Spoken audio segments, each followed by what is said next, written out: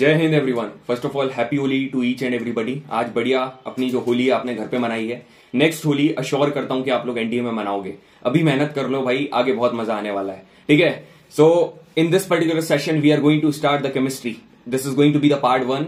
और ये जो सीरीज है इसको गेम चेंजर इसलिए बोल रहा हूं क्योंकि 15 question can change your life. 15 questions का मतलब पता है, 15 चुके 60, दैट मीन्स 15 4 जा 60। 16 questions impacts a lot. Free sessions, free mock test और फ्री नोट्स, ये सारी की सारी चीजें आपको मिलेंगी। फ्री सेशन अभी आप देख रहे हो, नोट्स मिलेंगे। और बहुत सारे स्टूडेंट्स ऐसे हैं जो कि बोल रहे थे भैया क्वेश्चन प्रैक्टिस कब कराओगे। तो क्वेश्चन प्रैक्टिस के लिए मैं इसलिए वहां पर उस टाइम पर आंसर नहीं किया क्योंकि देखो, यदि तुमको क्वेश्चन प्रैक्टिस करना है तो तुमको अलग अलग तुमको मिनी मॉक टेस्ट प्रोवाइड करेंगे। क्योंकि उस टाइम पर मैं सोच रहा था कि पूरा का पूरा सिलेबस कंप्लीट हो उसके बाद में प्रोवाइड करूं। तो बायो के लिए मैं आपको मिनी मॉक टेस्ट प्रोवाइड कर दूंगा, फिर केमिस्ट्री का कंप्लीट होगा तब कर दूंगा, फिर फिजिक्स का कंप्लीट होगा, जैसा भी होता है तब कर दूंगा, और सभी का कंबाइंड मॉक टेस्ट में आपको कंप्लीट कर दूंगा। As it is written that कि बोर होना हमारी डिक्शनरी में बिल्कुल भी नहीं है भाई, बिल्कुल नहीं। इतना ऐसा सब्जेक्ट जिसमें इतना याद करना पड़ता है और जिससे 10 क्वेश्चन पूछे जाते हैं। ठीक है, 10 क्वेश्चन मतलब 40 मार्क्स। जिसने एक आध बार एसएसबी देने गया होगा उसको पता है 40 मार्क्स की वैल्यू क्या होती है। ठीक है, वो ऐसा जो टॉपिक है वो पूरा का पूरा आपके दिमाग में बैठ गया भाई, फिर तो ये केमिस्ट्री है। दिस इज कपिल भैया, welcome to Roar India. Without further wasting any more time अपन लोग स्टार्ट करते हैं।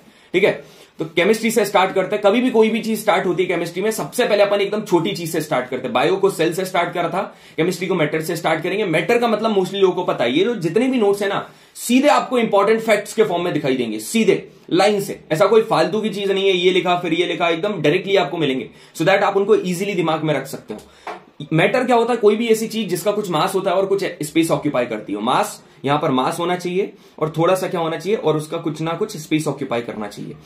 इनकी 3 कैरेक्टरिस्टिक है आपके दिमाग में होना चाहिए। पहली चीज क्या? पार्टिकल्स ऑफ मैटर के बीच में स्पेस होता है। भैया प्रूव करके बताओ। यार नींबू पानी है, शक्कर है, नमक है, सभी को घोल दोगे क्या बनेगा? लैमिनेट बन जाएगा। Definitely laminate will get formed. तो उनके बीच में स्पेस होगा तभी तो वो फॉर्म होगा। ठीक है, जितने भी पार्टिकल्स हैं मैटर के वो सारे के सारे मूव करते रहते हैं। कैसे? खाना बनाया, अब खाने की यदि आप स्मेल देखोगे ना तो वो बाहर तक जाएगी। क्यों? क्योंकि खाने के जो स्मेल है, खाने के जो पार्टिकल्स हैं उनमें काइनेटिक एनर्जी है, वो मूव कर रहे हैं, इसलिए उसकी जो फूड की स्मेल है वो हर जगह फैल जाएगी। Then also it will pervade in the air, वो फैल जाएगी। अब यहां पर मैंने बोला परवेड इन द एयर, हाँ ठीक है, द स्मेल परवेड द एयर होगा। ठीक है, मैंने आपको एक शॉर्ट वीडियो में बताया था परवेड द एयर। यहां पर तीसरा क्या लिखा हुआ है? जो मेटल्स हैं, जो मतलब मैटर के पार्टिकल्स हैं, दे अट्रैक्ट ईच अदर। एक दूसरे को क्या करते हैं? अट्रैक्ट करते हैं। इसका मतलब क्या है? They do have the intermolecular attraction. एक दूसरे के बीच में जो मॉलिक्यूल्स है वो एक दूसरे को अट्रैक्ट करते हैं अपने पास में।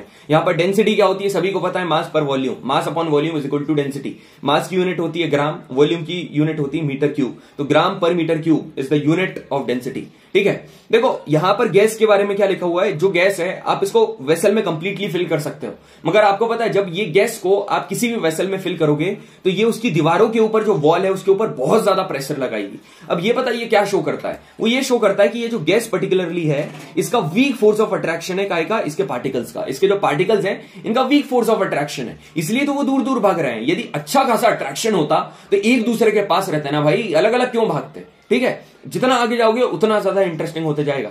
यहां पर देखो, तो अब अपन ने मैटर की बात करी।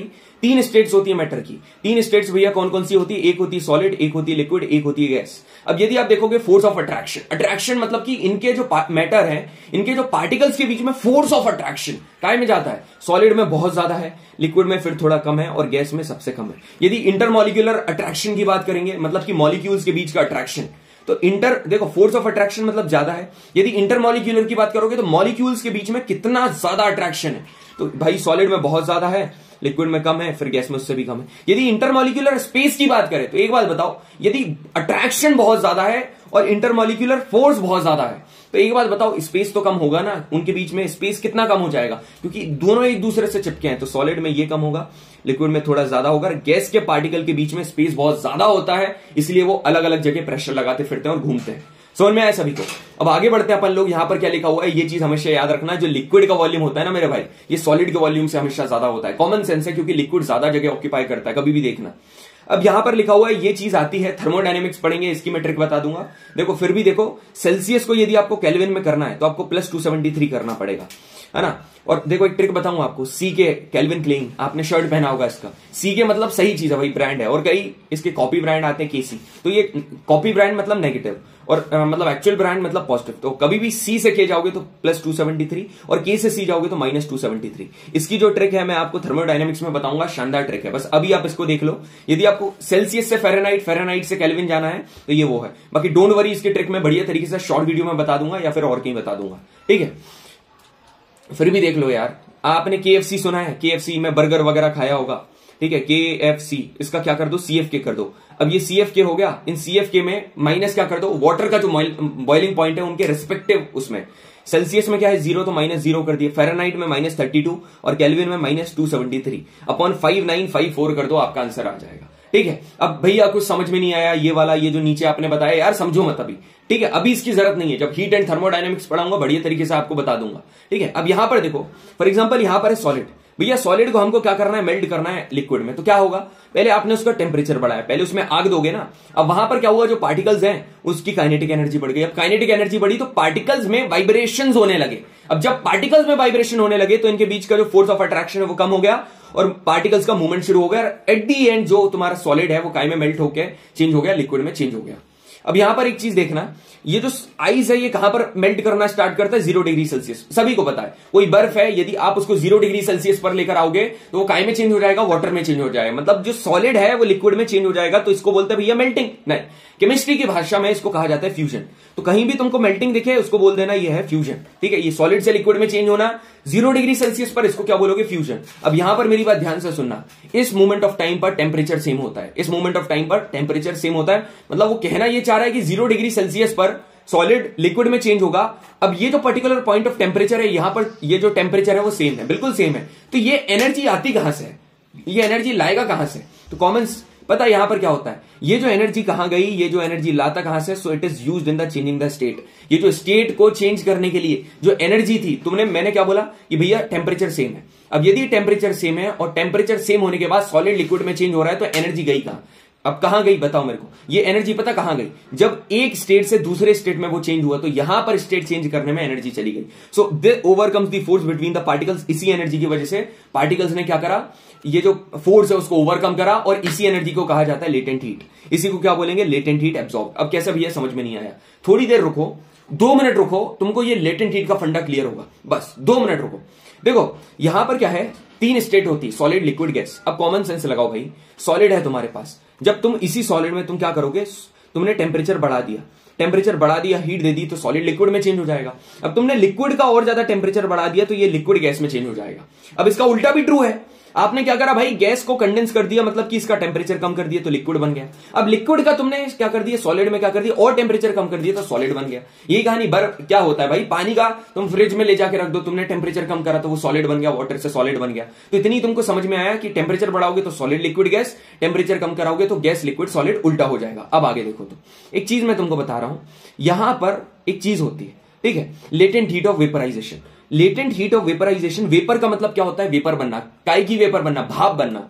ये जो वेपर है, वेपर का मतलब सभी को पता है, वेपर का मतलब क्या है, भाप बनना, ठीक है, इसका होता है भाप बनना। अब सुनो मेरी बात, लिक्विड का गैस में चेंज होना इज कॉल्ड वेपराइजेशन। तो कितनी heat energy required to change 1 kilo liquid को गैस में, 1 किलो लिक्विड को गैस में चेंज करने के लिए एटमॉस्फेरिक प्रेशर पर कितनी हीट एनर्जी लगी, इसको क्या बोलते हैं, लेटेंट हीट ऑफ वेपराइजेशन, ठीक है। अब लेटेंट हीट ऑफ फ्यूजन क्या होता है, फ्यूजन का मतलब मैंने क्या बताया था, मेल्टिंग। मेल्टिंग कभी भी आएगा मतलब सॉलिड से लिक्विड, तो सॉलिड 1 किलो सॉलिड को लिक्विड में चेंज करने के लिए कितनी हीट एनर्जी लगी, इसको बोलते हैं लेटेंट हीट ऑफ फ्यूजन। भैया ये भी याद हो गया, सीधे क्वेश्चन तुमसे पूछेगा और सीधे बता देना तुम लोग। अब आगे सुनो मेरी बात ध्यान से, अब यहां पर तुमको लेटेंट हीट वाला कहानी एकदम फंडा क्लियर होगा। देखो यहां पर 0 डिग्री सेल्सियस पर, 0 डिग्री सेल्सियस पर देखो, 0 डिग्री सेल्सियस पर मैंने आपसे क्या बोला था, जो आइस है वो काय में चेंज हो रहा है, वाटर में। तो इसका मतलब यह है कि भैया यहां पर दोनों की दोनों स्टेट प्रेजेंट होगी, आइस भी प्रेजेंट होगा, वाटर भी, मगर ज्यादा इफेक्टिव कौन रहेगा कूलिंग में, पता, आइस रहेगा। क्यों आइस रहेगा पता, आइस नहीं रहेगा मेरे भाई, सभी को लगता है कि आइस रहेगा मगर आइस नहीं, यहां पर रहेगा वाटर। बताऊं क्यों रहेगा, वाटर इसलिए रहेगा, देखो एक मैंने आपको बताया था यहां पर लेटेंट हीट ऑफ एनर्जी है। देखो मेरी बात ध्यान से सुनना, ध्यान से सुनना मेरी बात, कभी भी यहां पर सॉलिड है, ठीक है, सॉलिड से तुमने लिक्विड में चेंज करा, फॉर एग्जांपल लिक्विड में से तुमको क्या कर, सॉलिड से लिक्विड में चेंज करना है। अब कभी भी तुम्हारा क्या हुआ, टेम्परेचर तुमने क्या, सॉलिड से तुमको लिक्विड में जाना है तो तुम टेम्परेचर बढ़ाओगे तो ये लिक्विड क्या करेगा, हीट, अब ये क्या करेंगे, हीट एनर्जी यहां पर एब्जॉर्ब होगी क्योंकि टेम्परेचर तुमने बढ़ाया है। मगर एक बात बताओ, हीट एनर्जी ज्यादा किसके पास रहेगी, हीट एनर्जी किसके पास ज्यादा रहेगी, यहां पर हीट एनर्जी पता किसके पास ज्यादा रहेगी, यहां पर रहेगी वाटर के पास ज्यादा रहेगी, ठीक है, यहां पर आइस के पास ज्यादा रहेगी, सॉरी यहां पर जो है वो आइस के पास ज्यादा रहेगी। अब इसलिए मैंने तुमको ऊपर घुमाया था, यहां पर ये जो आइस है ना, इस आइस के पास क्या रहेगी, ज्यादा हीट एनर्जी रहेगी। क्यों, क्योंकि कॉमन सेंस लगाओ, ये जो आइस है, इस आइस को तुमने क्या वाटर में चेंज करा, अब यहां पर तुमने क्या करा था, टेम्परेचर बढ़ाया था, मतलब कि हीट एनर्जी एब्जॉर्ब कौन करेगा, वाटर, मतलब वाटर के पास हीट ज्यादा है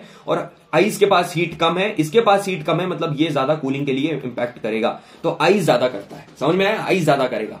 फाइनली भैया क्लियर है पूरी चीजें, ठीक है। अब देखो 0 डिग्री सेल्सियस पर अब ये जो लो हीट एनर्जी, इसी को कहा जाता है लेटेंट हीट। अब समझ में आया लेटेंट हीट क्या होती है, हिडन हीट, लेटेंट का मतलब हिडन होता है। अब ये पानी है, it also possess latent amount of energy, बहुत ज्यादा latent amount of energy possess करेगा, है ना, और क्योंकि इसके पास लेटेंट हीट ऑफ एनर्जी है, आग है तो ये ज्यादा कूलिंग नहीं कर पाएगा, इसलिए क्या करेगा, आइस करेगा, ठीक है। अब यहां पर देखो दोनों के दोनों एग्जिस्ट करते, मैंने बता दिया। अब इन द सेम मैनर आपसे क्या पूछेगा, 100 डिग्री सेल्सियस पर क्या होगा, यहां पर स्टीम भी मिलेगा, वाटर भी मिलेगा, मतलब वेपर भी मिलेगा, लिक्विड भी, मगर ज्यादा बर्निंग कौन क्रिएट करेगा, पता, स्टीम ज्यादा करेगा। क्यों, क्योंकि यदि तुमने लिक्विड से गैस में जाओगे तो तुम इसका टेम्परेचर बढ़ाओगे, अब टेम्परेचर बढ़ाओगे तो गैस के पास क्या रहेगी, ज्यादा लेटेंट हीट रहेगी। अब जिसके पास ज्यादा लेटेंट हीट, वो जल्दी आग पकड़ेगा ना, वो जल्दी बर्निंग क्रिएट करेगा, तो गैस जो है it is more effective in causing Burns, ये जल्दी आग कर देगी क्योंकि इसके पार्टिकल ज्यादा हीट एनर्जी एब्जॉर्ब करेंगे, जिसको कहा जाता है लेटेंट एनर्जी। समझ में आया, पूरी की पूरी चीज समझ में आ गई आपको लेटेंट हीट के बारे में।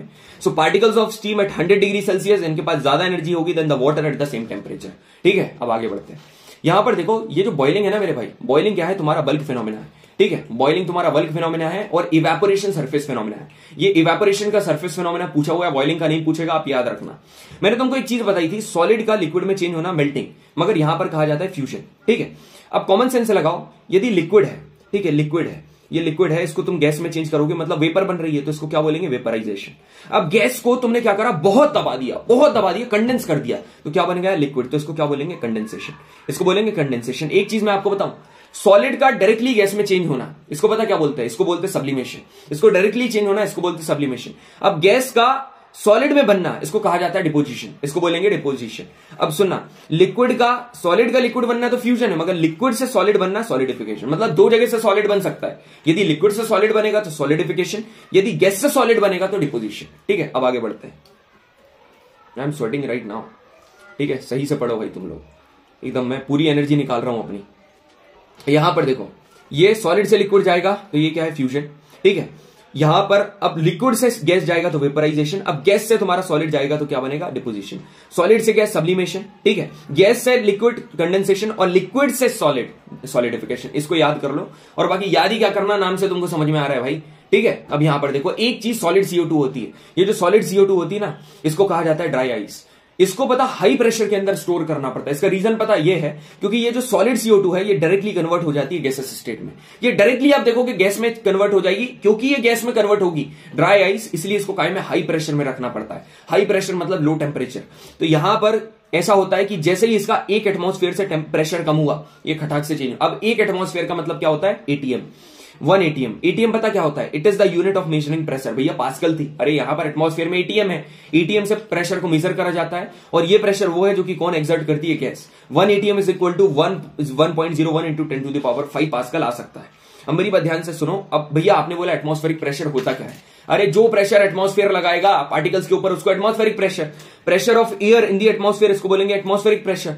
तो सी लेवल पर जो एटमॉस्फेरिक प्रेशर होगा वो 1 ATM है, और 1 ATM is equal to 1.01 into 10 to the power 5 pascal, और ये नॉर्मल एटमॉस्फेरिक प्रेशर है। इसको क्या बोलेंगे, नॉर्मल एटमॉस्फेरिक प्रेशर। भैया इतनी चीजें क्लियर हैं, बढ़िया तरीके से क्लियर है। अब आगे बढ़े, यहां पर देखो ये बोल रहा है how to liquefy atmospheric gases. यार गैसेस को लिक्विड में कैसे चेंज करोगे। अब एक बात बताओ, लिक्विड को सॉलिड से तुम लिक्विड कैसे गए थे, टेम्परेचर बढ़ा दिया था, और लिक्विड से गैस कैसे गया था, और टेम्परेचर बढ़ा दिया था। अब ये बोल रहा है गैस से लिक्विड में कैसे जाओगे। अरे तो भाई इधर टेम्परेचर बढ़ाया, तू इधर टेम्परेचर कम कर दे, तो पहली चीज टेम्परेचर कम कर दे। और मेरी बात याद रखना, यदि टेम्परेचर इनवर्सली प्रोपोर्शनल है प्रेशर के, टेम्परेचर कम तो प्रेशर ज्यादा, टेम्परेचर ज्यादा तो प्रेशर कम, तो दो रास्ते हैं भाई, है ना। टेम्परेचर कम कर दे और प्रेशर बढ़ा दे, बात खत्म, तेरी जो गैसेस हैं वो लिक्विड में चेंज हो जाएंगी। ठीक है, क्लियर है, बहुत इजी चीजें हैं भाई, बहुत इजी चीज है, सही डायरेक्शन से सही तरीके से पढ़ोगे ना आपका काम कंप्लीट हो जाएगा। अब यहां पर आगे देखो, इवेपोरेशन के बारे में बात करते हैं। इवेपोरेशन क्या हो, इवेपोरेशन का मतलब पता क्या है, भाप बन के ऊपर उड़ना। अब भैया ये जो लिक्विड है, ये लिक्विड काय में चेंज हो रहा है, लिक्विड चेंज हो रहा है तुम्हारा वेपर में। अब लिक्विड वेपर में चेंज हो रहा है तो इसको तो वेपराइजेशन भी बोलता है, तो इसको इवेपोरेशन क्यों बोल रहे हैं, इसको इसलिए बोल रहे हैं it is the process of changing liquid into vapour without reaching to its boiling point. मतलब भाई लिक्विड को जब तू वेपर में चेंज कर रहा था तब तू टेम्परेचर दे रहा था, उसको बॉइलिंग पॉइंट तक पहुंचा रहा था, मगर इन केस ऑफ इवेपोरेशन तुम कपड़े बाहर सुखाने गए, गीले कपड़े वो सूख गए, this is the example of evaporation. क्या तुमने बॉइलिंग पॉइंट दिया, नहीं दिया, तो without reaching to its boiling point यदि लिक्विड वेपर में चेंज हो रहा है, इवेपोरेशन। और इवेपोरेशन सरफेस फिनोमेना है। देखो यदि तुम ऊपर कपड़े सुखाने गए, मम्मी ने तुमसे बोला कपड़े सुखा दे, तो चार चीजें हैं जिससे कपड़े जल्दी सूखेंगे, तुमने फैला दिए, ठीक है, तुमने फैला दिए, तुम्हारा जो धूप है वो ज्यादा बढ़ गई। तीसरा क्या है कि ह्यूमिडिटी कम हो गई, मतलब कि जो नमी है, जो वाटर वेपर प्रेजेंट है वो कम हो गई, हवा तेज चलने लगे। तो ये चार तरीके से कपड़े जल्दी सूखेंगे, और यही चार तरीके ऐसे हैं जिनकी मदद से इवेपोरेशन का रेट ऑफ इंक्रीज है वो इंक्रीज हो सकता है। यहां पर देखो, सरफेस एरिया बढ़ा दो, इवेपोरेशन बढ़ेगा, टेम्परेचर बढ़ा दो, इवेपोरेशन बढ़ेगा, ह्यूमिडिटी मतलब कि कितना amount of water vapour air में प्रेजेंट है। आप ज्योग्राफी का सेशन उठाकर देखो, पूरा समझा के रखा है मैंने। ह्यूमिडिटी कम कर दोगे काम हो जाएगा, विंड स्पीड बढ़ा दो, विंड स्पीड हवा तेज चलने लगेगी, कपड़े जल्दी सूखेंगे। अब सुन, जो इवेपोरेशन है ना, इवेपोरेशन क्या क्रिएट करता है, कूलिंग क्रिएट करता है by absorbing heat from sun. कभी भी इवेपोरेशन होगा, लिक्विड वेपर में चेंज होगा तो क्या करता है, हीट एनर्जी एब्जॉर्ब होगी ना। अब जब ये हीट एनर्जी एब्जॉर्ब कर लेगा सराउंडिंग से, तो भाई सराउंडिंग तो ठंडा हो जाएगा, क्योंकि आसपास की हीट एनर्जी उसने एब्जॉर्ब कर ली। फॉर एग्जांपल एसीटोन, तो लड़कियां लोग वो होता है ना थिनर लगाती है नील पॉलिश को करने के लिए, वो एसीटोन ही है, वो काइंड ऑफ एसीटोन ही है, और वो ठंडा कर देता है, आपने देखा होगा। अब सुनो भैया, कौन हीट एनर्जी एब्जॉर्ब करेगा समझ में नहीं आ रहा है। देखो फाइनल कंक्लूजन, जो लिक्विड है, ठीक है, यहां पर लिक्विड ही है ना, हाँ, ये जो लिक्विड है, तुम लिक्विड को वेपर में चेंज करना है, मतलब गैस में चेंज करना है, लिक्विड को तुमको गैस में चेंज करना है, तो क्या करना पड़ेगा, टेम्परेचर बढ़ाना पड़ेगा। अब टेम्परेचर बढ़ाओगे तो यहां पर जो हीट है वो क्या होगी, हीट भाई एब्जॉर्ब होगी ना, क्योंकि तुमने क्या दिया है, हीट बढ़ाई है, हीट यहां पर। अब इसका उल्टा ट्रू है, यदि गैस तुम लिक्विड में जाओगे तो यहां पर जो हीट है ये क्या होगी, रिलीज होगी, और ये हीट कौन सी है, ये हीट है कौन सी, लेटेंट हीट वाली। तो अब यदि यहां पर हीट एब्जॉर्ब करी है तो कॉमन सेंस लगाओ भाई, तो वो एटमॉस्फेयर से, यदि तुम्हारा लिक्विड वेपर में चेंज हो रहा है मतलब इवेपोरेशन, तो एटमॉस्फेयर से हीट एनर्जी एब्जॉर्ब करेगा, तो एटमॉस्फेयर क्या हो जाएगा, ठंडा, क्योंकि वहां से तो हीट उसने ले ली ना। आपको ये भी मैंने समझा दिया। अब आगे बढ़ो, देखो यहां पर जो वाटर वेपर है, जो पानी आपने देखा होगा जब ये काय के कांटेक्ट में आता है, कोल्ड ग्लास के कांटेक्ट में आता है, वो लिक्विड स्टेट में चेंज हो जाता है। पता, ये जो वाटर वेपर है लिक्विड में चेंज हो रहा है।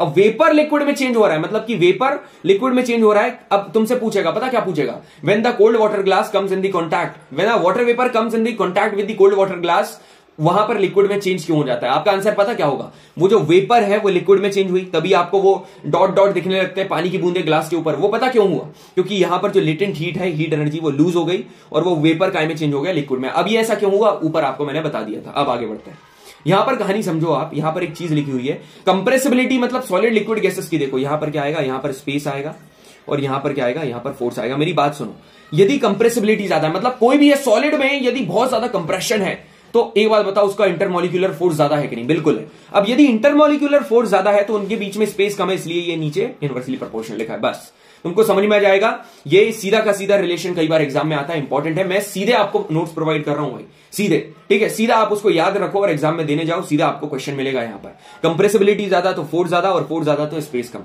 इसका उल्टे भी सारे ट्रू है। अब दो प्रकार के चेंज होते हैं, एक होता है फिजिकल चेंज, एक होता है केमिकल चेंज। भैया ये क्या चीज है, देखो जब भी कोई भी फिजिकल चेंज में क्या होता है, कोई भी नया सब्सटेंस नहीं बनता, मगर केमिकल रिएक्शन का मतलब होता है इसमें डेफिनेटली कोई ना कोई यहां पर केमिकल रिएक्शन होगी, और यहां पर यदि केमिकल रिएक्शन है तो कोई ना कोई नया सब्सटेंस बनेगा।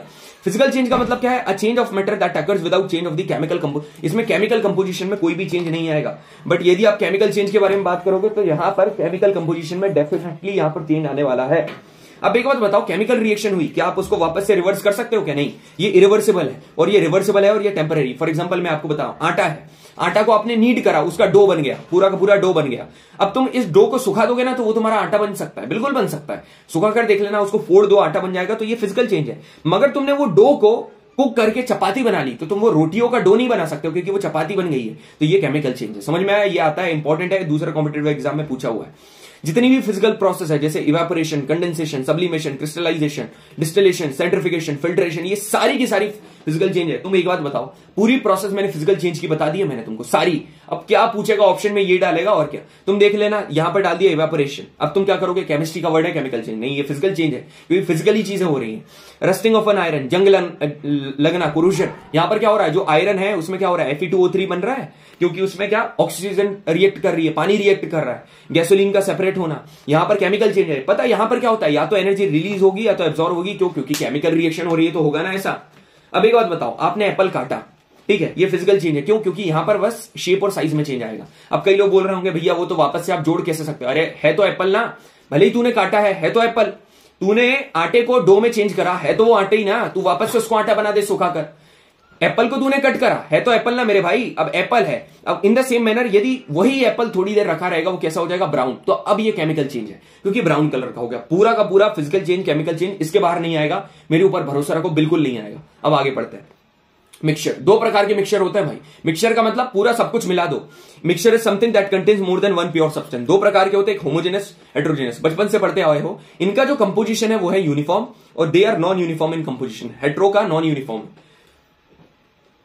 सॉरी, ये जो होमोजेनस मिक्सचर है ना, होमोजेनस मिक्सचर, इनमें देखो दो चीज होती है, मेरी बात सुनो। एक है पानी, वाटर है, ठीक है भैया, और एक है शुगर, ठीक है। पानी और सॉल्ट लगाओ, आप सॉल्ट लगाओ, एक पानी है और एक सॉल्ट है। आपने क्या करा, पानी और सॉल्ट में मिलाकर नमक पानी बना लिया। ये जो सॉल्ट है ना, इसको बोलोगे सॉल्यूट, इसको बोलोगे सॉल्यूट, और ये जो वाटर है ये क्या है, सोल्यूशन। जिसमें घोल रहे हो वो सोल्यूशन और जिसमें छोटी सी चीज डाली वो सल्यूट है, और जो मिलकर बना उसको बोलोगे सोल्यूशन। समझ में आया, हाँ जी भैया। अब सुनना, ऐसे मिक्सचर में जिसमें सल्यूट पार्टिकल पूरा का पूरा घुल जाए उसको बोलोगे होमोजेनस, और जिसमें पूरा का पूरा ना घुमे उसको घुले उसको बोलोगे हेट्रोजेनस। अब जैसे कि कांट इजीली भी सेपरेट, अब भाई जो चीज इजीली पूरी की पूरी घुल गई है वो अलग नहीं होगी। यहां पर हेट्रोजेनस में जो अच्छे से नहीं घुली, अब तुमने क्या करा, रेत और पानी को मिला दिया, क्या कभी घुलेंगे, नहीं घुलेंगे, तो अलग आसानी से कर दो भाई, फिल्ट्रेशन छन्नी लगा दो, अलग अलग हो जाएगा, तो इजीली इसको सेपरेट कर सकते हो। एक बढ़िया सा मैंने अलग से जो कॉम्पिटेटिव एग्जाम में पूछा आता है, एक पॉइंट यहां पर लेकर आया हूं। दो प्रकार के मिल्क होते हैं, एक होता है स्किम मिल्क और एक होता है होल मिल्क। तुम खुद समझो, ये जो होल है इसमें क्या होता है, फैट ग्लोब्यूल्स होते हैं, नाम से ही समझ में आ रहा है इसमें फैट ग्लोब्यूल्स होते हैं। मगर ये जो स्किम मिल्क होता है ना, इसमें कोई भी फैट नहीं होता है, तो जिसमें फैट नहीं है वो प्योर मिल्क है, इसका मतलब है ये होमोजेनस है। मगर जिसमें होल मिल्क है, जिसमें फैट ग्लोब्यूल्स है, वो हेट्रोजेनस है। बस कितना मतलब हाई लेवल का कंटेंट मैं आपको प्रोवाइड कर रहा हूं, और एकदम आपके दिमाग में, ऐसा भी नहीं है कि मैं आपके ऊपर थोप दे रहा हूं, मैं खुद से आपको समझा रहा हूं कि भाई इस तरीके से चीजें आप समझो, ठीक है। मेरा काम ऐसा है कि पहले चीजों को फिट कराना, पहले आपको कंसेप्ट क्लियर होना, फिर आपको याद कराना, फिर ट्रिक बताना। समझ में आ रहा है, इस तरीके से अपना चलता है। नोट्स आपको डोंट वरी प्रोवाइड हो जाएंगे टेलीग्राम के ऊपर। यहां पर देखो सोल्यूशन। अब सोल्यूशन क्या चीज है, सोल्यूशन पता क्या है, सोल्यूशन एक होमोजेनस मिक्सचर है दो और मोर चीजों का। फॉर एग्जांपल लेमनेड, नींबू पानी, ठीक है, लेमन वाटर नहीं बोलते उसको, लेमनेड बोलते हैं। जरूरी नहीं है कि सारे के सारे सोल्यूशन सिर्फ लिक्विड स्टेट में हो, जरूरी नहीं है। सबको क्या लगता है लिक्विड में, भाई सॉलिड स्टेट में भी हो सकता है। फॉर एग्जांपल अलॉय, अलॉय भी आपने देखोगे, ब्रोंज, ब्रास, अलग अलग। एयर तुम्हारा गैस में प्रेजेंट है तो ये भी सोल्यूशन है, air is also a solution. अब यहां पर एक इंपॉर्टेंट आता है tincture of iodine, previous question है, बाकी कॉम्पिटेटिव एग्जाम का भी, एनडीए का भी। ये क्या चीज है पता, आयोडीन को यदि तुमने एल्कोहल में मिला दिया, तो काय को मिला रहे हो, आयोडीन का जो कि सॉल्यूट है, और एल्कोहल में मिला रहे हो जो कि सॉल्वेंट है। यदि आपने आयोडीन को एल्कोहल में मिला दिया तो ये क्या बन गया, टिंचर ऑफ आयोडीन, बस ये बन गया। सोल्यूशन कभी भी देखो, सोल्यूशन मतलब कि सबसे प्योर चीज है भाई, मिक्सचर से भी ज्यादा। यहां पर क्या है, इसके जो पार्टिकल्स है ना, ये 1 नैनोमीटर से भी छोटे होते हैं, आप अपनी नेकेड आई से नहीं देख सकते हो, और इतने छोटे होते हैं, इतने छोटे होते हैं कि यदि आप यहां पर एक लाइट की बीम भी मारोगे ना, आपको बिल्कुल नहीं दिखेंगे, क्योंकि भाई पूरे एकदम डिसॉल्व है। यहां पर लाइट का पार्ट विजिबल नहीं होगा। देखो एक चीज बताऊं, लाइट जो आपके घर में जो छोटी सी जगह होती है, होल होती है, उसमें से आपको लाइट पास करते हुए दिखती है। पता क्यों दिखती है, वो लाइट की वजह से नहीं, उसमें जो पार्टिकल्स होते हैं ना, उन पार्टिकल्स की वजह से वो लाइट दिखती है। यदि यही पार्टिकल्स नहीं होंगे तो वो लाइट दिखेगी नहीं। अब सोल्यूशन में तुमने पूरे के पूरे पार्टिकल्स मिला दिए, तो पार्टिकल्स तो है नहीं, तुम कहां से देखोगे। तो यहां पर टिंडल इफेक्ट शो नहीं करता है, इसका मतलब यहां पर ये जो पर्टिकुलर चीज है, यहां जो बीम ऑफ लाइट है स्कैटर नहीं करेगी। सॉल्यूट पार्टिकल तुमको बिल्कुल भी सेपरेट नहीं कर सकते हो। अब यहां पर एक चीज लिखी हुई है, कभी भी ऐसा पॉइंट आ जाए उसके, देखो जैसे कि तुमने 20 ग्राम तुमने क्या मिला दिया, शुगर मिला दी वाटर में, ठीक है। अब इसके बाद यदि तुम क्या मिलाते हो, 21 ग्राम की शुगर मिलाते हो, तो अब यहां पर क्या होगा, वो अपना सॉल्युबिलिटी खो देगा। इसके बाद अब वो क्या रहेगा, अब उसमें और नहीं घुल सकता है। तो ये पॉइंट पर जो 20 ग्राम पर जब था ना, उसको पता क्या बोलेंगे, saturated point. When no more solute can be dissolved in a solution at a given temperature, एक टेंपरेचर पर उसके बाद और सोल्यूट डिसॉल्व नहीं होगा, तो इसको क्या कहा जाता है, सैचुरेटेड सोल्यूशन। इस टेंपरेचर पर जो अमाउंट ऑफ सोल्यूट प्रेजेंट होता है, यहां पर जो अमाउंट ऑफ सोल्यूट प्रेजेंट होता है सैचुरेटेड सोल्यूशन में, इसको कहा जाता है सॉल्युबिलिटी। इसको क्या बोलेंगे, उसकी सॉल्युबिलिटी। गला लग रहा है भाई, ठीक है। यदि सैचुरेटेड लेवल से कम है, मतलब सैचुरेटेड लेवल से मतलब कि 15 ग्राम, तो आप इसमें और मिला सकते हो, तो इसको अनसैचुरेटेड सोल्यूशन बोलोगे। अब आगे बढ़ते हैं, देखो अब इसके 3 फॉर्मूले हैं। देखो तुमसे 3 तरीके से पूछ सकता है, क्या तुमको निकालना, क्या भाई तुमको निकालना है कंसंट्रेशन ऑफ सोल्यूशन के 3 तरीके। Amount, concentration, amount of solute present in a given amount of solution. वो तुमसे ये पूछेगा amount of solute present in given amount of solution, मतलब कंसंट्रेशन ऑफ सोल्यूशन का मतलब क्या होता है, कितना अमाउंट ऑफ सोल्यूट सोल्यूशन में प्रेजेंट है। तो भाई पक्की बात है, ये सोल्यूट अपॉन सॉल्वेंट तो होगा, सोल्यूट अपॉन सोल्यूशन तो होगा, मतलब कि सोल्यूशन की बात चल रही है भाई, सॉल्वेंट नहीं है, याद रखना। यहां पर पूरा का पूरा जो तुम्हारा सोल्यूशन बना है उसमें कितना सोल्यूट प्रेजेंट है, तो मतलब solute upon solvent, solution, solute upon solution. तो यहां पर क्या की बात करेंगे, जो तुमसे यदि मास बाय मास पूछा तो ऊपर भी मास नीचे भी मास बाय वॉल्यूम पूछा तो मास ऊपर वॉल्यूम नीचे, वॉल्यूम बाय वॉल्यूम पूछा तो वॉल्यूम ऊपर वॉल्यूम नीचे, और मल्टीप्लाई 100 तो सभी से होगा क्योंकि परसेंटेज निकाल रहे हैं, ये भी परसेंट ये भी परसेंट, याद करा दिया, बस कॉपी में लिखकर देखना, एकदम दिमाग में ही बैठ जाएगा। तो अब आगे बढ़ते हैं। सस्पेंशन क्या होता है, सस्पेंशन पता है, एक हेट्रोजेनस मिक्सचर है। हेट्रोजेनस मतलब कि इसके पार्टिकल्स भाई कभी मिलेंगे ही नहीं, इसके पार्टिकल्स इवन आप अपनी आंख से देख सकते हो, बिल्कुल बीम ऑफ लाइट स्कैटर करेगा, और ये अनस्टेबल है। अनस्टेबल कैसे है भाई, मतलब अनस्टेबल की कहानी इसकी है, आपने जब तक इसको घुमाओगे, ऐसे घुमाकर रखोगे, तब तक ये स्टेबल रहेगा, तब तक ये तुमको नहीं दिखेगा, और जैसे ही तुमने घुमाना छोड़ा, ये नीचे जाकर क्या हो जाएगा, ये नीचे जाकर सेटल हो जाएगा, ये नीचे जाकर सेटल हो जाएगा। यही इसकी दिक्कत है। अब जैसे कि रेत और पानी, क्या आप इसको फिल्ट्रेशन से छन्नी से अलग कर सकते हो, बिल्कुल कर सकते हो। तो सस्पेंशन, वो तुमसे सीधे क्वेश्चन क्या पूछेगा, सस्पेंशन के सल्यूट को कैसे अलग कर सकते हो, फिल्ट्रेशन से अलग कर सकते हो। जब ये पार्टिकल सेटल डाउन हो जाएंगे, सस्पेंशन ब्रेक हो जाएगा और स्कैटरिंग तब पॉसिबल नहीं होगी। जब वो पार्टिकल्स ही नीचे चले गए तो भाई कहां से तू स्कैटरिंग कर लेगा, नहीं करेगा। ठीक है, अब आगे देखो, अब आता है कोलाइडल सॉल्यूशन, सभी का मैं तुमको बता दूंगा। ठीक है, कोलाइडल सॉल्यूशन को सोल भी कहा जाता है। छोटे, इसमें पार्टिकल इतने छोटे होते हैं, इतने छोटे, ऐसा लगता है कि ये होमोजेनस है, मगर होमोजेनस नहीं है मेरे भाई, ये पता क्या है, ये है हेट्रोजेनस। फॉर एग्जांपल मिल्क, ये जो मिल्क है ये क्या है, हेट्रोजेनस है। क्वेश्चन की चिंता मत करो, एक बार मैंने बोला है ना, मैं कभी भी झूठ नहीं बोलता हूं। तुमसे बोला बायो कंप्लीट कराऊंगा, कंप्लीट कराया। अब तुमसे बोला केमिस्ट्री कंप्लीट कराऊंगा, केमिस्ट्री एकदम ठोक कर बोलता हूं, पूरा केमिस्ट्री कंप्लीट कराऊंगा तुमको, है ना। अब कई लोग क्या बोलते हैं, जब बायो कंप्लीट करा रहा था बोलता भैया केमिस्ट्री कंप्लीट कराओगे। अरे भाई जो करा रहे हैं जस्ट फोकस ऑन इट, बाद की चीजें बाद में देखेंगे, just go with the flow. ठीक है, अब ये जो कोलाइडल सॉल्यूशन है इसको आप नेकेड आई से नहीं देख सकते हो, मगर यदि आप इसमें इसके बीम ऑफ लाइट को पास करोगे तो यहां पर डेफिनेटली आपको वो पाथ विजिबल रहेगा। तो तुमको पता है ये जो टिंडल इफेक्ट है ना, टिंडल इफेक्ट इसी के नाम से आया। ये जो कोलाइडल सॉल्यूशन है ना, कोलाइडल सॉल्यूशन में टिंडल इफेक्ट शो करेगा। यहां पर जो बीम ऑफ लाइट है वो स्कैटर करेगी, क्योंकि पार्टिकल्स बहुत छोटे हैं, वो आंख से नहीं देख सकते हो, मगर टॉर्च की बीम से देखेंगे। मगर एक्चुअली में ये हेट्रोजेनस है। वो तुमसे पूछेगा तो बोल देना हेट्रोजेनस है, दिखेगा होमोजेनस, दिखने से मतलब नहीं है, एक्चुअली में आप हो क्या ये मैटर करता है। ये they do not settle down when left. देखो जिस तरीके से सस्पेंशन को तुमने उसको घुमाना छोड़ दिया था, वो नीचे बैठ गया था ना, ये नीचे नहीं बैठेगा। क्या तुम इसको फिल्ट्रेशन से अलग कर सकते हो, कभी नहीं कर सकते हो। मिल्क को छन्नी में छानना तब भी उसमें पार्टिकल्स रहेंगे, तुम इसको सेंट्रिफिकेशन से अलग कर सकते हो। तो सस्पेंशन को फिल्ट्रेशन से, सोल्यूशन को कैसे, सेंट्रिफिकेशन से। ये इंपॉर्टेंट पॉइंट है, 3 स्टार कैप्टन वाले लगा लो। अब आगे बढ़ते हैं। देखो अब तुम सोच रहे होगे भैया समझ में नहीं आएगा, काय में बीम ऑफ लाइट स्कैटर करेगी, काय में नहीं। सोल्यूशन में नहीं करेगी, प्योर है। होमोजेनस में नहीं करेगी, प्योर है। ये जो हेट्रोजेनस है भाई अलग है, इसमें करेगी। सस्पेंशन में करेगी कब तक, जब तक तुम्हारा ब्रेक, अंटिल ब्रेक नहीं होता है तब तक। कोलाइडल सॉल्यूशन में हमेशा रहेगी, क्योंकि कभी ब्रेक ही नहीं होगा। अब आगे बढ़ते हैं। यहां पर देखो ये क्या है, तुमको कुछ कोलाइडल सॉल्यूशन दिए है। यहां पर पता कोलाइडल सॉल्यूशन क्या है, डिस्पर्स्ड फेज मतलब काइंड ऑफ, याद कर लो, सॉल्यूट है। ठीक है, और डिस्पर्सिंग मीडियम मतलब कि सॉल्वेंट। ठीक है, सॉल्वेंट। अब आपने क्या करा, इस सॉल्वेंट में एक सॉल्यूशन को, सॉल्यूट को मिलाया, तो यहां पर एक चीज बनी, सॉल्यूशन बना। मगर यहां पर कौन सा सॉल्यूशन बना, कोलाइडल। ये बना कोलाइडल सॉल्यूशन, जिसको सोल भी कहा जाता है। अब इनके नाम है, आपने लिक्विड में गैस को मिलाया, तो सुनो मेरे नोट्स हैं आगे क्लिप मिलेगी, उससे समझ के एक बार याद कर लो, अभी तुमको समझ में आ जाएगा, घर जाके रिवाइज कर लेना। देखो यहां पर ध्यान से सुनना। पहली चीज, तुम गैस तो मिलेगा क्या यहां पर, डिस्पर्स फेस। किसमें मिलाओगे, डिस्पर्सिंग मीडियम, क्योंकि ये क्या है तुम्हारा सॉल्वेंट। तुम गैस में कुछ भी, देखो जूम करके बता रहा हूं, एक बार बताऊंगा समझ में आ जाएगा। तुम गैस में कुछ भी मिला दो, बनेगा तो वो बनेगा एरोसोल। गैस में कहां पर, ये गैस है, ये गैस है। तुमने सॉलिड मिला दिया, लिक्विड मिला दिया, क्या बना, एरोसोल, बात खत्म। ठीक है, क्या बना? एरोसोल। इसके एग्जाम्पल थोड़े देख लेना। यदि तुमने किसी में गैस मिला भर दी तो बनेगा फोम। गैस मिला दी काय में भाई, ये गैस मिलाई, ये गैस मिलाई काय में, सॉलिड में भी मिलाई, लिक्विड में मिलाई, क्या बन गया? फोम बन गया। बात खत्म। अब सॉलिड सॉलिड का सॉलिड सोल, हाँ जी सर, सॉलिड सॉलिड का सॉलिड सोल, सॉलिड सॉलिड का सॉलिड सोल, ठीक है। अब यदि तुमने सॉलिड में लिक्विड मिलाया, सॉलिड में लिक्विड मिलाया तो जेल बनेगा, और लिक्विड में सॉलिड मिलाया तो सोल बनेगा, और गैस गैस कभी एग्जिस्ट करेगा ही नहीं। समझ में आया? इतनी पूरी चीज मैंने आपको बता दी, पूरा का। अब सुनना, लिक्विड लिक्विड तुम्हारा इमल्शन बनाएगा, ये तो बहुत इंपॉर्टेंट है, ये यहां पर लिखा है, लिक्विड लिक्विड इमल्शन बनाएगा, ये आया हुआ भी है। तो इतनी चीजें आपके दिमाग में फिट है। देखो ये जो मैंने बताया ना, मैं वैसा एजुकेटर नहीं हूं कि पूरी चीजें आपके ऊपर थोप दी। इससे मैंने तुमको एक आइडिया बता दिया कि किस तरीके से दिमाग में रखना है। अब कॉमन सेंस है भाई, तुम में थोड़ा बहुत भी दिमाग होगा ना, समझदार को इशारा काफी। अब मैं और आगे कुछ नहीं बोलूंगा, ठीक है? तुमको समझ में आ गया मैं क्या कहना चाह रहा हूं। अब आगे देखो, ये यहां पर सेपरेशन टेक्निक है। एक शॉर्ट वीडियो में मैंने 1 मिनट में पूरी सेपरेशन टेक्निक खत्म कर दी, 1 मिनट में पूरी टेक्निक खत्म कर दी। सही में मानोगे नहीं, जो लोग मेरे को पहले से फॉलो कर रहे हैं उनको पता होगा। ये एनडीए अभी रिसेंटली क्वेश्चन आया, मैं आपको बताता हूं। देखो यहां पर, अब यहां पर लाइन से मैं आपको बताऊंगा। यदि आपको इंक में से एक कलर कंपोनेंट निकालना है तो इवेपोरेशन से निकाल देना। कलर कंपोनेंट आप उसको इवेपोरेट कर दो, आपको डाई मिल जाएगी। यहां पर सेंट्रिफिकेशन पता क्या होता है? दूध में से क्रीम को निकालना, इस कॉल्ड सेंट्रिफिकेशन। दूध में से क्रीम को निकालना।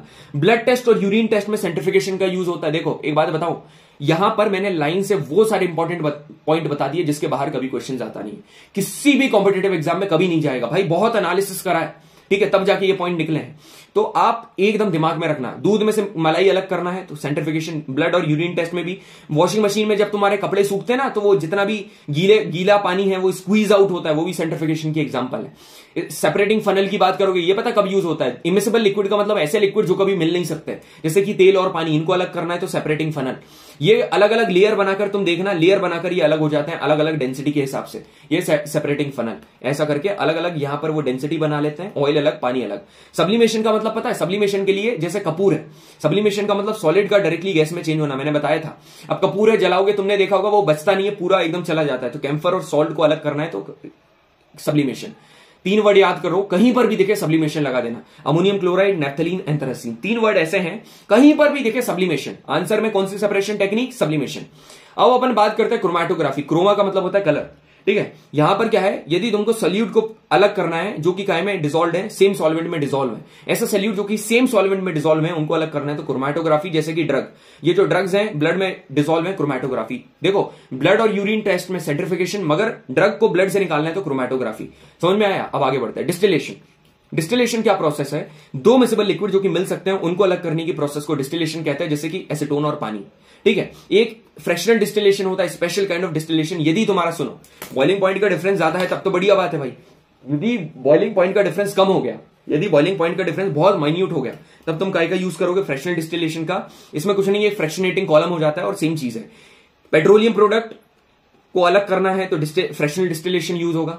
यदि एयर में से गैस को अलग करना है तो फ्रैक्शनल डिस्टिलेशन याद कर लेना। अब ये जो 2 है ना, दावे के साथ बोल रहा हूं, ये दोनों एमसीक्यू आप कर लोगे, दोनों के दोनों कर लोगे। मैं करा नहीं रहा हूं क्योंकि मेरे ऊपर भरोसा है भाई मेरे को, ठीक है, कर लो। फिर भी देख लो यार, ये एसीटोन और पानी को उधर आ जाएगा, केरोसिन को अलग करना है ऊपर आ जाएगा, क्रीम को अलग करना है ऊपर चला जाएगा, सेंट्रिफिकेशन। इसको अलग करना है पिगमेंट को, क्रोमैटोग्राफी हो जाएगा फर्स्ट वाला। केरोसिन पेट्रोल को, ये तुमको फ्रैक्शनल डिस्टिलेशन बताया था, बस। अब यहां पर देखो तुम, आगे अपन बढ़ते हैं। आगे क्या होते हैं? एलिमेंट्स। एलिमेंट्स पता क्या होते हैं? एलिमेंट्स ऐसे हैं जो कि बेसिक फॉर्म है मैटर की, जो कि बिल्कुल भी अपने सिंपलर सब्सटेंस में टूटे नहीं जा सकते हैं। इनका जो बेसिक फॉर्म है वो है, आप इसको बेसिकली और इसको क्या तोड़ नहीं सकते हो। ये डेफिनेशन एंटोनी लिवोजिए ने दी थी। और ये मेटल्स को 2 कैटेगरी में डिवाइड करें, मेटल्स और नॉन मेटल्स। इनको आगे अपन पढ़ेंगे। इनकी कैटेगरी देख लो। लस्ट्रस मतलब कि इनके कैरेक्टरिस्टिक है, शाइन करेगा। डक्टाइल मतलब आप इनको वायर में चेंज कर सकते हो। मेलिवल मतलब पीट पीट कर शीट बना सकते हो। सोनोरस जब इनको ठोकेगे तो साउंड निकलेगा और heat and electricity. Non metal अलग अलग कलर से पाए जाते हैं, हाइड्रोजन, ऑक्सीजन, क्लोरीन, और जो दोनों की प्रॉपर्टी से मिलकर बनते हैं उनको बोलते हैं मेटलॉइड। जैसे कि बोरॉन, सिलिकॉन, एंटीमनी, जर्मेनियम। समझ में आया सभी को? इसको बोलेंगे मेटलॉइड। अब आगे बढ़ते हैं। ये बहुत देखो छोटी चीज है भाई, मैं बाकी चीजों में ऑनेस्टली बोलता हूं भाई, मैंने भी देखो, मैं उस स्टेज पे हूं, मैं तुमको समझता हूं। अब इस जगह पर टाइम वेस्ट क्यों करना?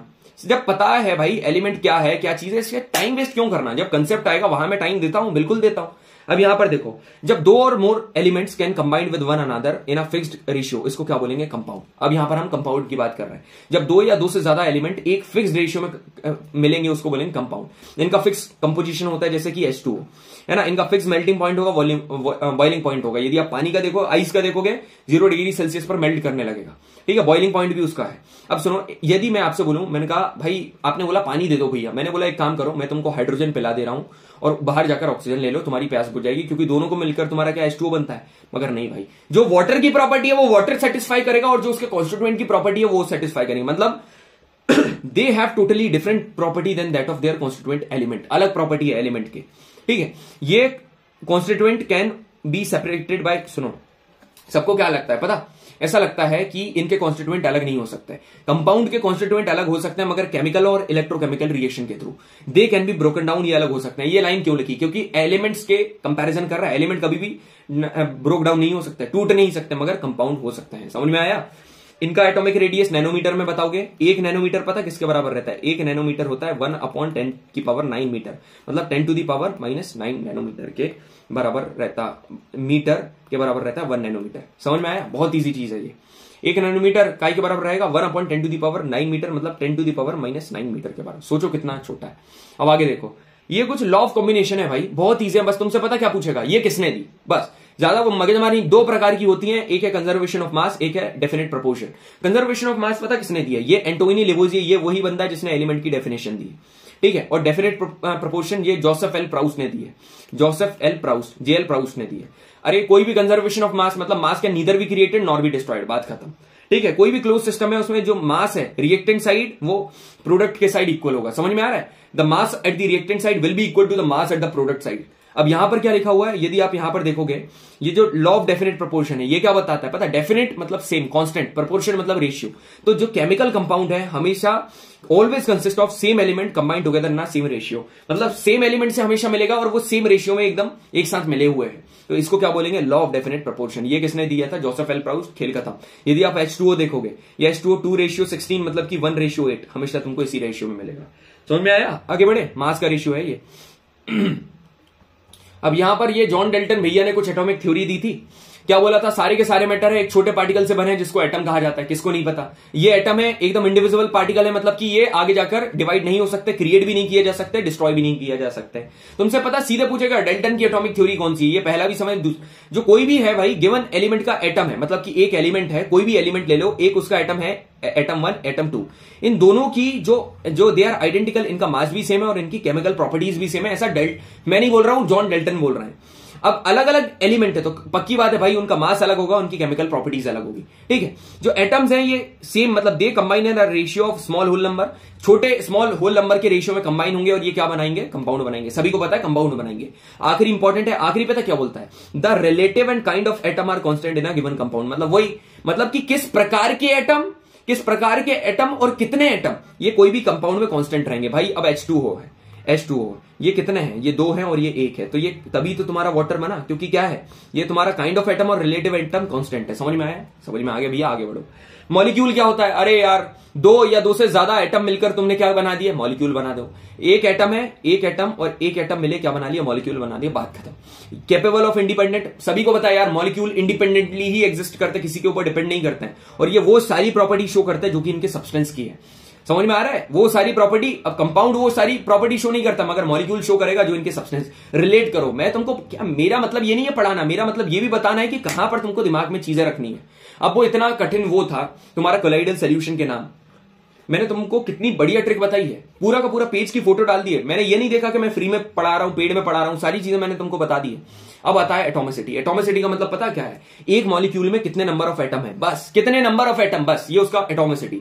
तुम्हारे नाम में कितने लेटर हैं, ये लेटरिसिटी है। इसका मतलब क्या? कितने मॉलिक्यूल में कितने नंबर ऑफ एटम है, एटॉमिसिटी, ये एटॉमिसिटी। मोनोएटॉमिक मतलब एक एटम है, डायटोमिक मतलब 2 एटम, ट्राइएटॉमिक मतलब 3। ये देखो, आर्गन और हीलियम याद रखना मोनोएटॉमिक है, याद रखना। और जो नॉर्मल आपको नाम पता है, ऑक्सीजन, हाइड्रोजन, नाइट्रोजन, क्लोरीन, ये जितनी भी गैसेस हैं ये डायटोमिक हैं। फॉस्फोरस को P4 बोलते हैं, मतलब कि टेट्राटॉमिक। सल्फर को एसिड बोलते हैं, मतलब पॉलीएटॉमिक। बात खत्म। बस ये इतने तो तुमको 2 से याद हो गए। आर्गन और हीलियम एक गैस, मोनोएटॉमिक याद कर लेना। सीधे क्वेश्चन पूछता है तुमसे, सीधे पूछेगा। अब एटॉमिक मास क्या चीज है यार? एटॉमिक मास मतलब एटम का मास, हाइड्रोजन का 1, कैसे याद करो? कार्बन, बा का मतलब होता है 12, बा का मतलब होता है 12, नाइट्रोजन का है 14, ऑक्सीजन सी का आ गया 16। भाई और मैं क्या बताऊं यार, सारी चीजें मैं तुम्हारे सामने दे रहा हूं। सोडियम और मैग्नीशियम हमेशा बाद में आता है। सोडियम का 30 है तो मैग्नीशियम का 24, सल्फर का 32 है, क्लोरीन का 35.5 है और कैल्शियम का 40 है। ये याद करने की जिम्मेदारी आपकी है भाई, और याद ही होंगे मोस्टली लोगों को, इतनी आसान चीज है। अब मॉलिक्यूलर मास कैसे निकालते हैं भैया? मॉलिक्यूलर मास पता क्या होता है? मॉलिक्यूलर मास होता है जैसे कि मॉलिक्यूलर मास ऊपर जैसे मैंने बताया, जैसे HNO3 है, आप क्या करो, इसका मास कितना है 1 प्लस, नाइट्रोजन का कितना बताया था। अब जैसे इसके मॉलिक्यूल कितना है पहले देखो, नीचे मॉलिक्यूल लिखे रहते हैं ना, ये नीचे मॉलिक्यूल लिखे हुए हैं आप देखो, ये 1 ये 1 ये 3, ठीक है। तो हाइड्रोजन का कितना है 1 × 1 प्लस, अब तुमको प्लस करना है, दूसरा एलिमेंट आया प्लस करना है, दूसरा आइटम आया प्लस करना है। अब नाइट्रोजन का कितना होता है 14, और है कितने नाइट्रोजन 1 प्लस, ऑक्सीजन का कितना है 16, है कितने मल्टीप्लाई बाय 3, इधर 1 1 था तो 1 से 1 प्लस 14 प्लस 30, ये तुम्हारा 18 और 48, कितना आंसर आ गया 63। समझ में आया? ये चीज है बस, और कुछ नहीं करना है, यही करना है, प्लस कर देना, तुम्हारा मॉलिक्यूलर मास आ जाएगा। अब इसके और क्वेश्चन प्रैक्टिस कराना, वेस्ट ऑफ टाइम, तुम खुद कर लेना, ठीक है। मेरे को बताना H2SO4 का कितना होगा। कैसे निकालोगे? 1 × 2 प्लस सल्फर का 32 प्लस ऑक्सीजन का 16 × 4, बात खत्म।